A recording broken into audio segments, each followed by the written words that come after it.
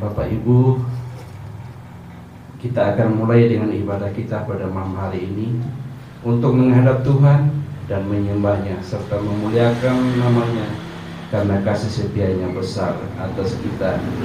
Kita akan memuji Tuhan dari Kehidupan Jemaat 17 bait 1 dan 2. Tuhan Allah hadir. Saya menjemput Bapak Ibu berdiri. Tuhan Allah hadir pada saat ini. Hai sembah sujud di sini, diam dengan hormat tubuh serta jiwa untuk menghadap Dia.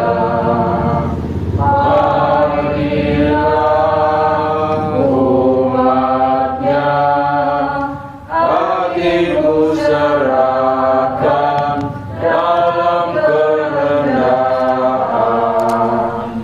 Tuhan Allah hadir yang dimuliakan dalam sorga siang malam.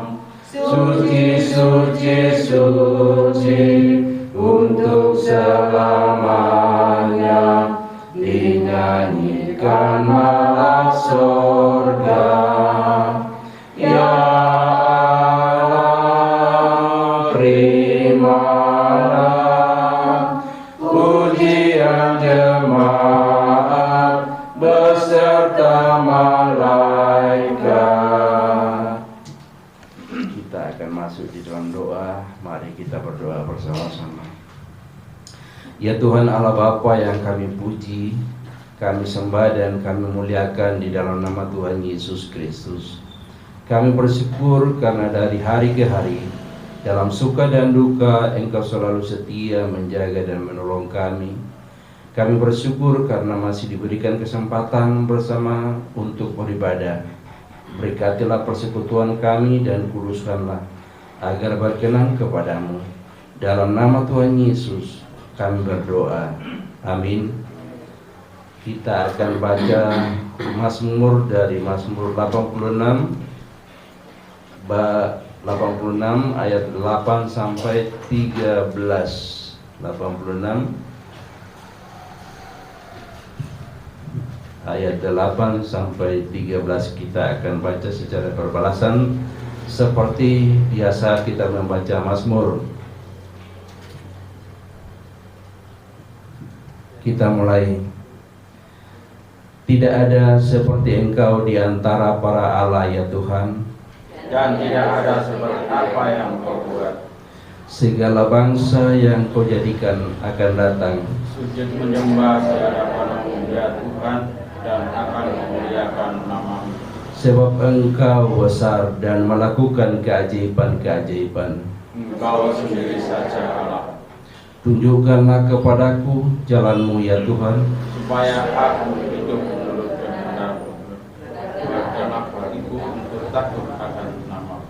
aku hendak bersyukur kepadamu ya Tuhan Allahku dengan segenap hatiku. Dan memuliakan nama-Mu untuk selama-lamanya. Sebab kasih setiamu besar atas aku.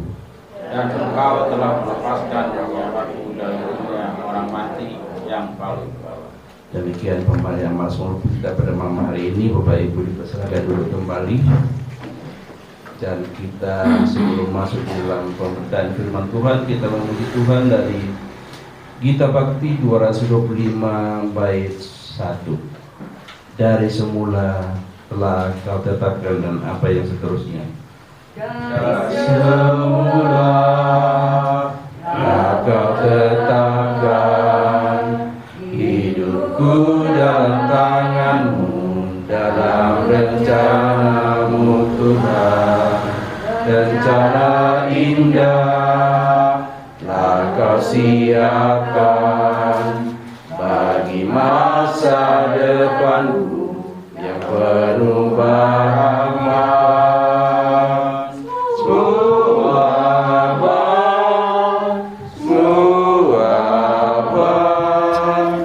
apa yang telah Kau perbuat di dalam hidup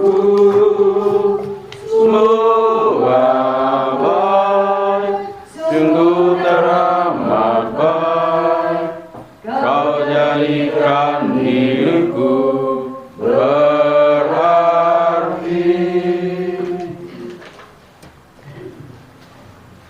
Ibu Bapak yang dikasihi Tuhan, marilah kita persiapkan bacaan kita malam hari ini dari 1 Samuel 22 ayat yang ke-12 sampai dengan yang ke-15. Kitab 1 Samuel 22 ayat 12 sampai dengan yang ke-15. Kalau sudah ketemu, biarlah Alkitab kita tetap terbuka. Marilah kita berdoa, mohon bimbingan Roh Kudus. Mari kita berdoa. Mengucap syukur ya Allah atas kasih dan penyertaan Tuhan dalam aktivitas kami sepanjang hari ini. Saat ini ya Tuhan, kami anak-anak-Mu dari sektor Galilea akan membaca dan merenungkan sebagian daripada firman-Mu. Kami mohon urapan Roh Kudus-Mu ya Tuhan, biarlah apa yang kami sampaikan menjadikan kekuatan bagi iman kami.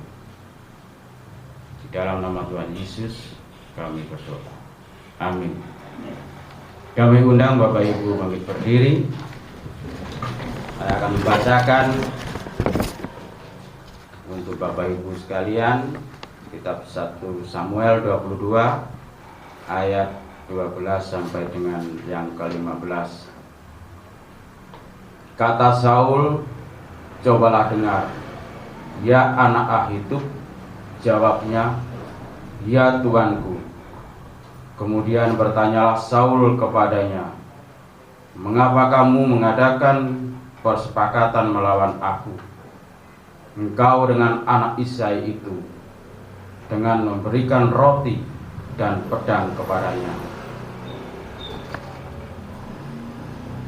menanyakan Allah baginya sehingga ia bangkit melawan aku menjadi penghadang seperti sekarang ini.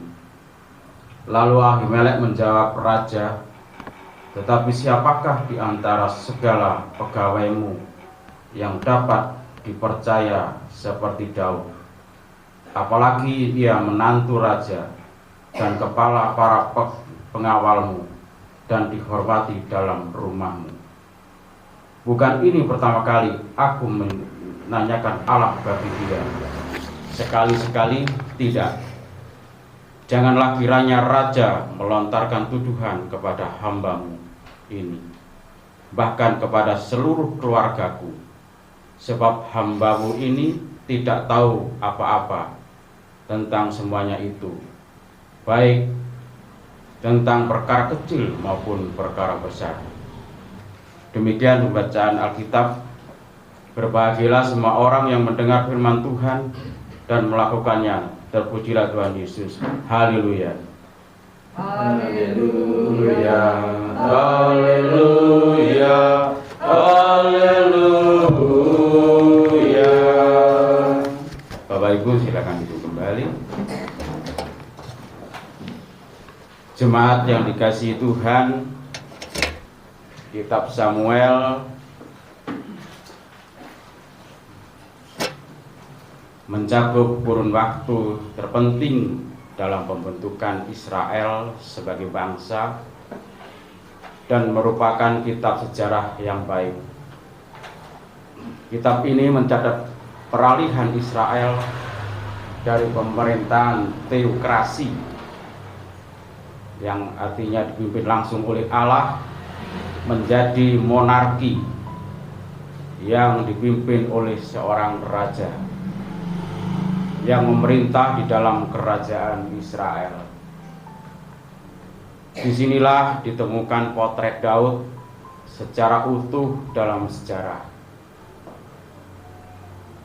Itu sebabnya ada beberapa teolog yang menyatakan pemilihan nama kitab Samuel kurang tepat karena nama ini berasal dari tradisi Yahudi yang menurut tradisi ditulis oleh Samuel. Karena yang menjadi tokoh utama dari kitab ini adalah Daud. Samuel hanya tokoh kedua, setelahnya adalah yang ketiga adalah Saul.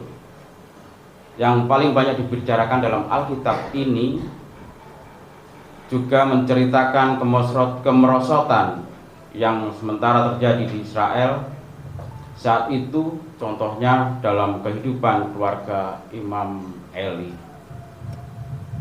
Dalam kemerosotan keagamaan Israel itu, maka Samuel hadir sebagai seorang pilihan Tuhan. Samuel menjalankan peran sebagai seorang nabi, pelihat, dan pemimpin atau imam di bait suci di Shilo. Juga sebagai hakim untuk permasalahan yang terjadi di tengah kehidupan umat Israel. Perannya mirip seperti Musa di tengah-tengah kehidupan Israel. Ia sangat dijunjung oleh umat Israel selanjutnya setelah masa peralihan tersebut.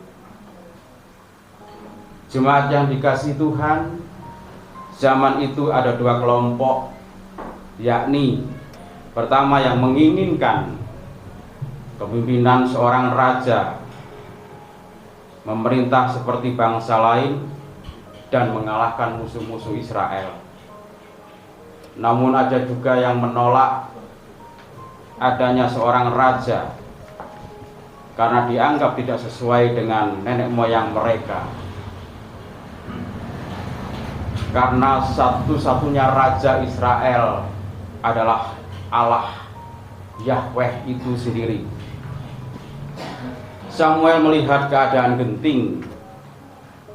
Ini menjadi momen yang sangat baik bagi Israel untuk memiliki seorang raja. Dengan catatan kehadiran raja nantinya tidak boleh melebihi dari Allah Israel. Karena itu raja harus tunduk kepada kehendak Allah. Ia bukan pemegang kekuasaan mutlak atas Israel. Dengan demikian Tuhan bisa memilih, mengangkat ataupun menurunkan raja jika tidak berkenan kepadanya. Namun demikian justru ketika Saul diurapi menjadi raja contoh perdana raja yang buruk dan tidak berkenan di hadapan Allah. Adapun maksud kitab Samuel ini bertujuan untuk memperlihatkan Daud sungguh orang pilihan Allah. Ia diurapi menjadi raja oleh Samuel dan terus dilindungi dari musuh-musuhnya oleh Tuhan dan diselamatkan dari bermacam-macam bahaya, yang membuktikan bahwa Daud benar-benar dikehendaki Allah menjadi raja Israel.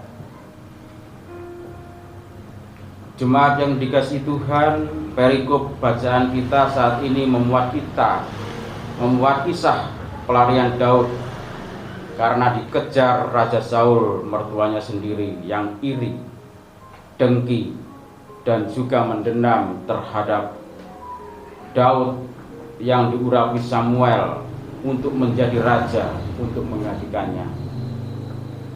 Itu sebabnya Saul melakukan berbagai upaya untuk menangkap Daud dan juga Yonatan anaknya, yang membuat posisi Yonatan menjadi begitu sulit karena Daud, bahkan ayahnya Saul, hampir membunuhnya dengan tombak dalam sebuah jamuan makan. Untuk itulah Daud hidup sebagai pelarian. Ia berlari dari kerajaan Raja Saul, dari satu tempat ke tempat yang lainnya, agar tidak tertangkap oleh Saul. Namun demikian, Saul tidak menyerah. Ia mengerahkan semua kekuatannya menggunakan mata-mata untuk menemukan keberadaan Daud. Benar saja, Daud orang Edom yang diutus melayani Tuhan juga menjadi pengawas para gembala milik Saul di Nob, memberi informasi bahwa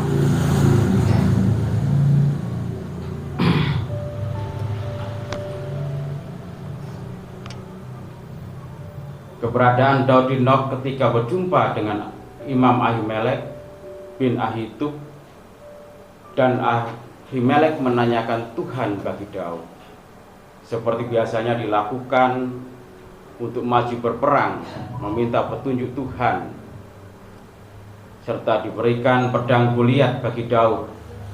Itu berarti dituduh hendak memberontak kepada Saul. Jemaat yang dikasihi Tuhan, informasi yang diterima Saul ini telah membuktikan amarahnya, dan ia menuduh Imam Ahimelek bersepakat dengan Daud sesuai informasi yang ia dapatkan dari Daud. Namun Ahimelek membantah tuduhan itu. Ia membela dirinya sesuai dengan apa yang sesungguhnya terjadi, bahwa ia sama sekali tidak tahu menahu soal pelarian Daud yang sesungguhnya terjadi buronan ayah mertuanya sendiri. Karena Daud pun tidak berterus terang kepadanya bahwa ia sedang dikejar Saul. Daud hanya meminta makan dan senjata saja kepada Imam Ahimelek, karena pada saat itu dia tidak membawa senjata karena ia buru-buru menerima titah raja. Hal ini jelas terlihat dalam pasal 21 tentang percakapan Daud dengan Ahimelek, bahwa ia sedang menjalankan misi rahasia dari raja dan tidak boleh seorang pun tahu. Ahimelek sendiri percaya kepada Daud meskipun ternyata ia adalah korban ketidak terus terangan atau kebohongan Daud. Jemaat yang dikasihi Tuhan, Ahimelek bahkan menilai Daud secara objektif di hadapan Saul sebagaimana Daud yang ia kenal. Mana mungkin ia tidak percaya kepada Daud pada apa yang dikatakannya, karena tidak ada yang bisa dipercaya di negeri itu selain Daud, menantu raja, kepala pengawal, dan dihormati di rumah Saul, sehingga tidak ada alasan baginya untuk menolak Daud. Ia hanya menjalankan tugas tanggung jawab sebagai imam. Ia juga tidak menanyakan Tuhan untuk Daud sebagaimana tuduhan Deok, orang Moab itu. Ditugaskan untuk melayani Tuhan dan mengawasi gembala-gembala Saul di Nob. Ia juga tidak tahu menahu tentang apa yang sementara terjadi antara Saul dengan Daud. Ia menyampaikan semua yang ia tahu tanpa ada yang ditutup-tutupi, meskipun Daud tidak melakukan itu padanya. Imam Ahimelek menyatakan bahwa ia hanya menjalankan tugas tanggung jawabnya dengan baik dan benar. Ia hanya memberi makan dan pedang, tidak menanyakan Tuhan untuk Daud. Ia berani menyatakan kebenaran tanpa membuat pembelaan diri di luar kejadian yang sesungguhnya, mengatakan kebohongan atau menyalahkan Daud ataupun menjelek-menjelekan Daud. Jemaat yang dikasihi Tuhan, namun semua penjelasan Imam Ahimelek sesuai kejadian yang sesungguhnya tidak diterima atau digubris oleh Saul.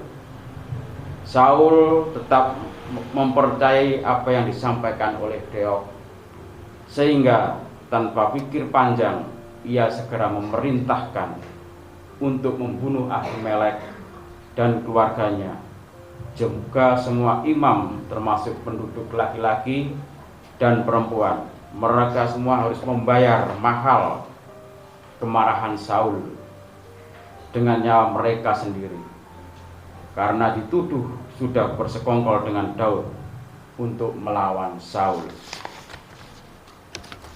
Tindakan Saul ini sekali lagi membuktikan kegagalan Saul sebagai raja yang tidak bijaksana. Ia tidak mampu mengendalikan amarahnya akibat dendamnya kepada Daud dan menumpahkan darah para imam dan orang-orang yang tak bersalah. Saul tidak menyelidiki dengan seksama perihal kecurigaan atau kebenaran berita yang ia dengar, melainkan menuduh Ahimelek membantu Daud dan bersekongkol melawannya, dan tidak mau mendengar fakta yang diungkapkan oleh Imam Ahimelek.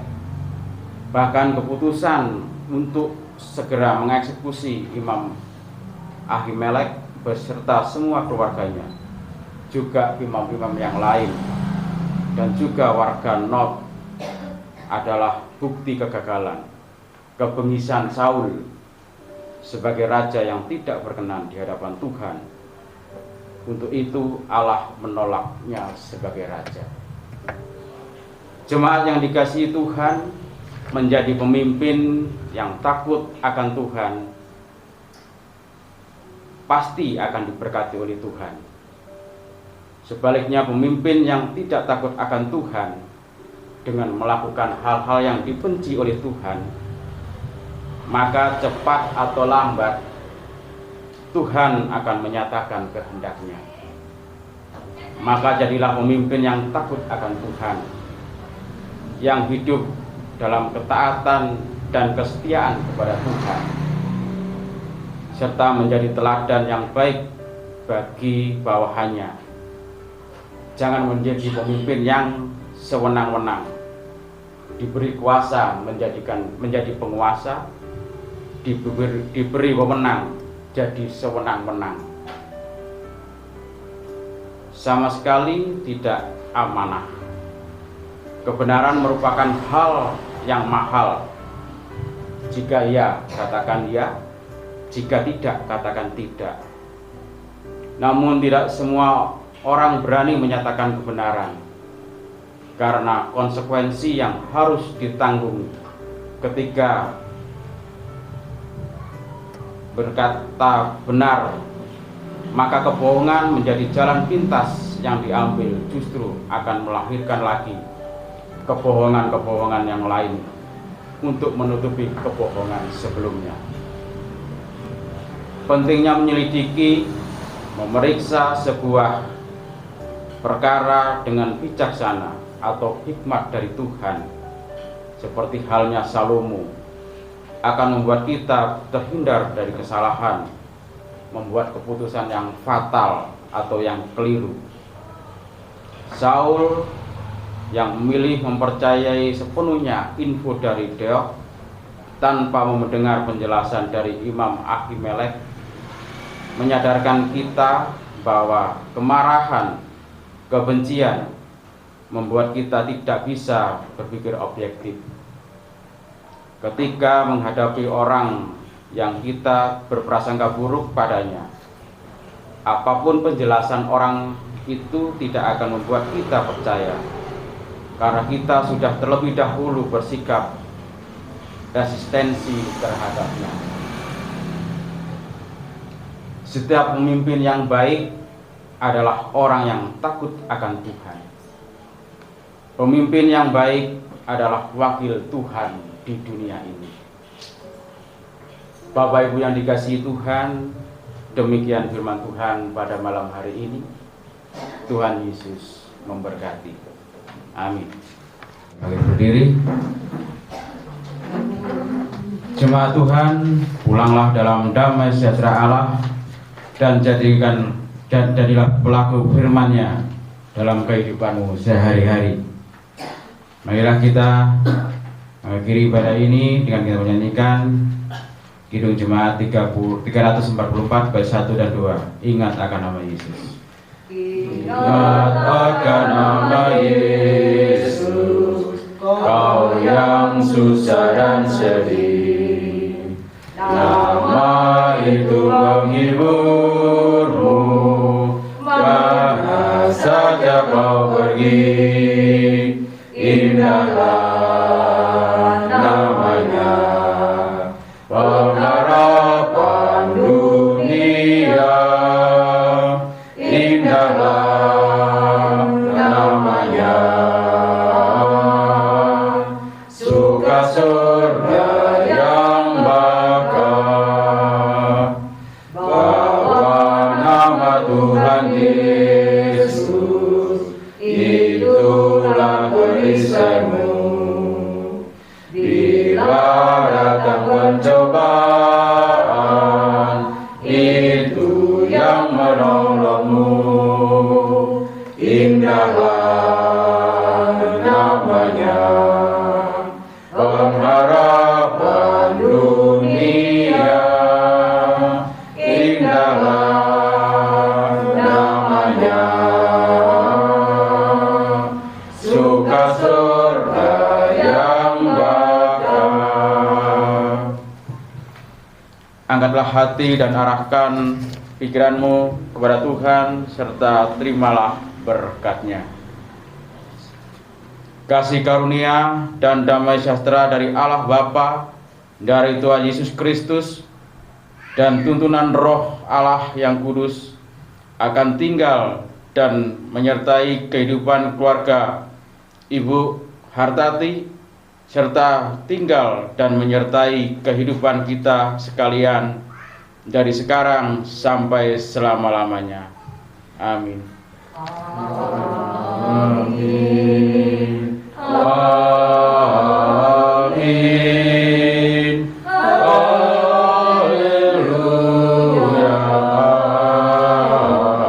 Amin. Nah, sekarang duduk kembali saat teduh ibadah selesai.